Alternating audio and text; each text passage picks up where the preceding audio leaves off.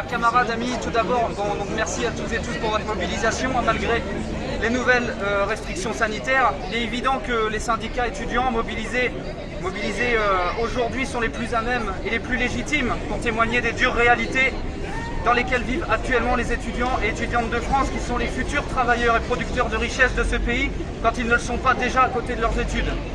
Je vais donc me borner à témoigner des réalités politiques de ce constat qui touche toute la jeunesse travailleuse. Et ce constat, il est terrible. 20% des jeunes entre 15 et 24 ans sont au chômage, alors qu'ils devraient être en études, en apprentissage ou au travail.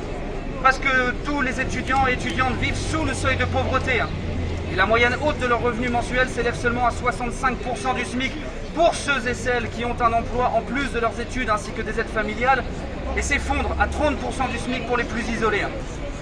La destruction capitaliste des services publics, des protections sociales, de l'emploi, de l'industrie, du droit du travail, de l'assurance chômage ou encore de l'université, dite à la française, orchestrée par le grand patronat, l'Union européenne et aujourd'hui la Macronie, sont autant de causes de la misère, du chômage et de la pauvreté de nos jeunes concitoyens et concitoyennes.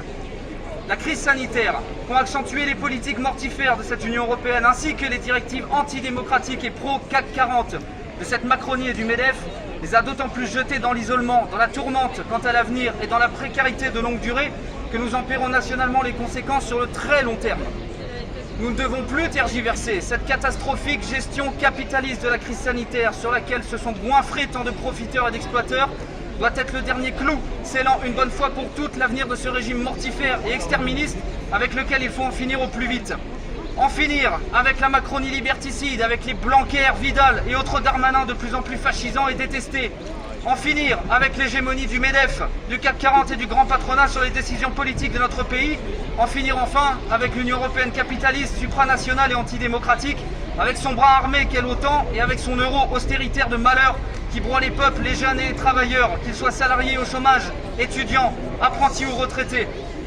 Il est urgent de combattre sur tous ces fronts pour faire émerger à temps une véritable alternative au faux duel et vrai duo Macron-Le Pen qui se profile pour 2022 et éviter encore plus une victoire totalement déshonorante et dangereuse pour notre pays que serait celle du Front National.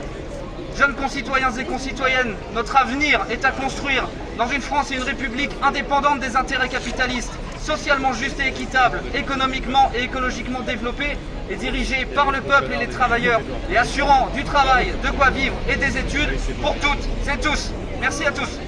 Bravo!